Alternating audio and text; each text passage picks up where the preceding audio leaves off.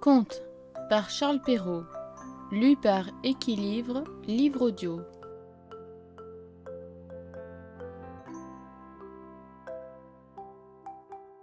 La barbe bleue.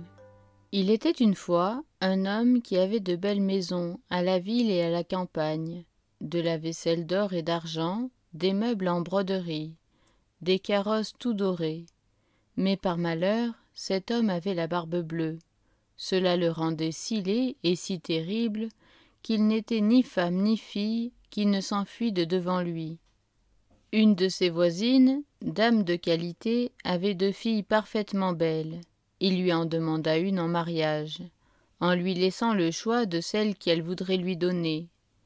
Elle n'en voulait point toutes les 2, et se le renvoyait l'une à l'autre, ne pouvant se résoudre à prendre un homme qui eût la barbe bleue. Ce qui les dégoûtait encore, c'est qu'il avait déjà épousé plusieurs femmes, et qu'on ne savait ce que ces femmes étaient devenues. La barbe bleue, pour faire connaissance, les mena avec leur mère et 3 ou 4 de leurs meilleurs amis, et quelques jeunes gens du voisinage, à une de ces maisons de campagne, où on demeura 8 jours entiers.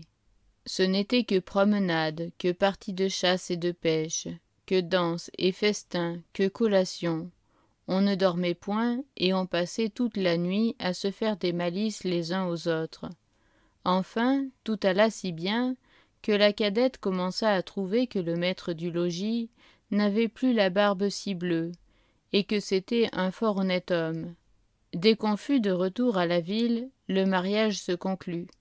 Au bout d'1 mois, la barbe bleue dit à sa femme qu'il était obligé de faire un voyage en province, de 6 semaines au moins, pour une affaire de conséquence, qu'il la priait de bien se divertir pendant son absence, qu'elle fît venir ses bonnes amies, qu'elle les menât à la campagne si elle voulait, que partout elle fît bonne chère. Voilà, lui dit-il, les clés des 2 grands garde-meubles, voilà celle de la vaisselle d'or et d'argent qui ne sert pas tous les jours. Voilà celle de mes coffres-forts, où est mon or et mon argent, celle des cassettes, où sont mes pierreries, et voilà le passe-partout de tous les appartements. Pour cette petite clé-ci, c'est la clé du cabinet, au bout de la grande galerie de l'appartement bas. Ouvrez tout, allez partout, mais pour ce petit cabinet je vous défends d'y entrer, et je vous le défends de telle sorte que s'il vous arrive de l'ouvrir, il n'y a rien que vous ne deviez attendre de ma colère. Elle promit d'observer exactement tout ce qui lui venait d'être ordonné, et lui, après l'avoir embrassée, monte dans son carrosse et part pour son voyage. Les voisines et les bonnes amies n'attendirent pas qu'on les envoyât quérir pour aller chez la jeune mariée, tant elles avaient d'impatience de voir toutes les richesses de sa maison, n'ayant osé y venir pendant que le mari y était, à cause de sa barbe bleue, qui leur faisait peur. Les voilà aussitôt à parcourir les chambres, les cabinets, les garde-robes, toutes plus belles et plus riches les unes que les autres.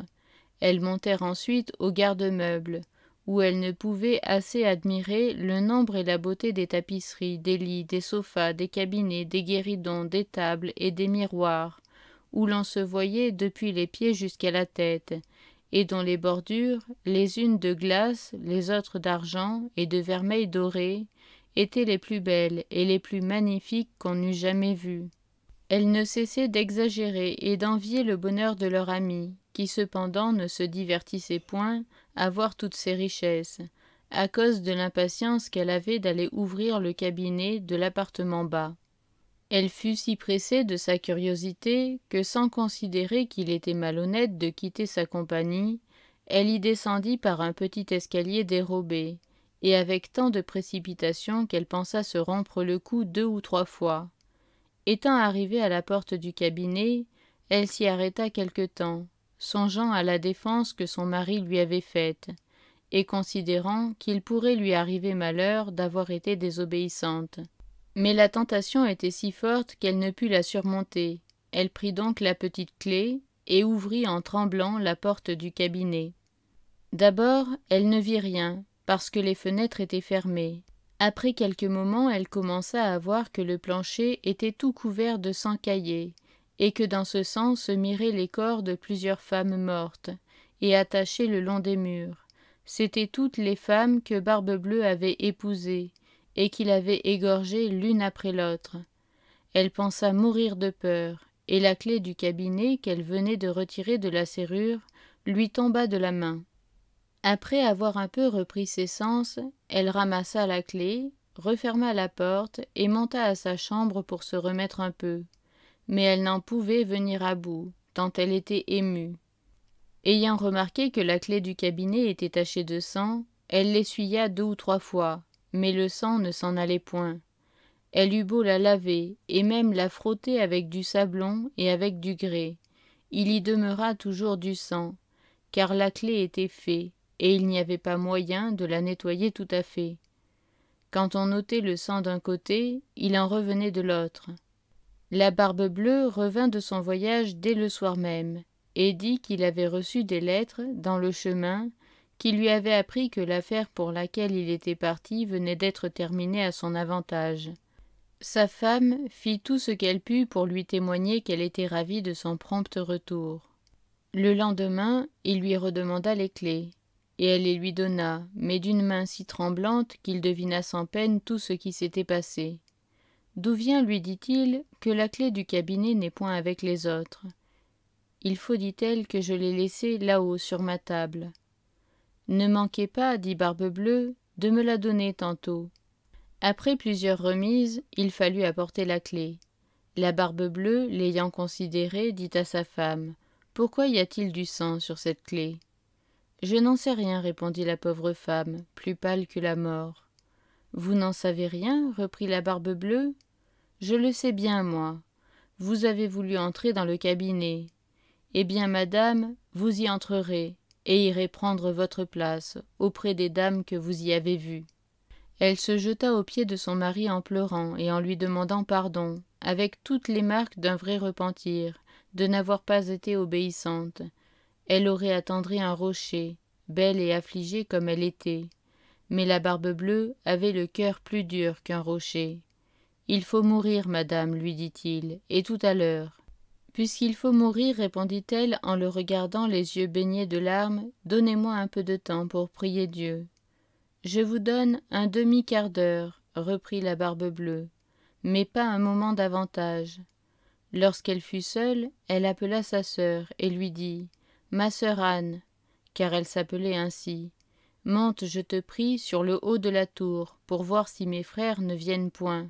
Ils m'ont promis qu'ils me viendraient voir aujourd'hui, et si tu les vois, fais-leur signe de se hâter. » La sœur Anne monta sur le haut de la tour, et la pauvre sœur affligée lui criait de temps en temps : « Anne, ma sœur Anne, ne vois-tu rien venir ?» Et la sœur Anne lui répondait : « Je ne vois rien que le soleil qui poudroie et l'herbe qui verdoie. » Cependant, la Barbe-Bleue, tenant un grand coutelas à sa main, criait de toute sa force à sa femme : « Descends vite, ou je monterai là-haut. »« Encore un moment, s'il vous plaît, lui répondait sa femme, et aussitôt elle criait tout bas : « Anne, ma sœur Anne, ne vois-tu rien venir ?» Et la sœur Anne répondait : « Je ne vois rien que le soleil qui poudroie et l'herbe qui verdoie. »« Descends donc vite, criait la Barbe-Bleue, ou je monterai là-haut. »« Je m'en vais, répondait sa femme. Et puis elle criait : « Anne, ma sœur Anne, ne vois-tu rien venir ?»« Je vois, répondit la sœur Anne, une grosse poussière qui vient de ce côté-ci. Sont-ce mes frères ? Hélas non, ma sœur, c'est un troupeau de moutons. »« Ne veux-tu pas descendre ? criait la Barbe-Bleue. Encore un moment, répondait sa femme. Et puis elle criait : « Anne, ma sœur Anne, ne vois-tu rien venir ? » « Je vois, répondit-elle, 2 cavaliers qui viennent de ce côté-ci, mais ils sont bien loin encore. »« Dieu soit loué, s'écria-t-elle, un moment après.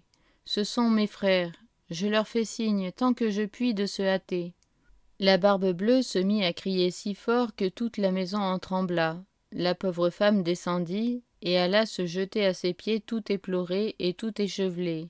« Cela ne sert de rien, dit la Barbe-Bleue, il faut mourir. » Puis, la prenant d'une main par les cheveux et de l'autre levant le coutelas en l'air, il allait lui abattre la tête. La pauvre femme, se tournant vers lui et le regardant avec des yeux mourants, le pria de lui donner un petit moment pour se recueillir. « Non, non, dit-il, recommande-toi bien à Dieu. » et levant son bras. Dans ce moment, on heurta si fort à la porte que la Barbe-Bleue s'arrêta tout court.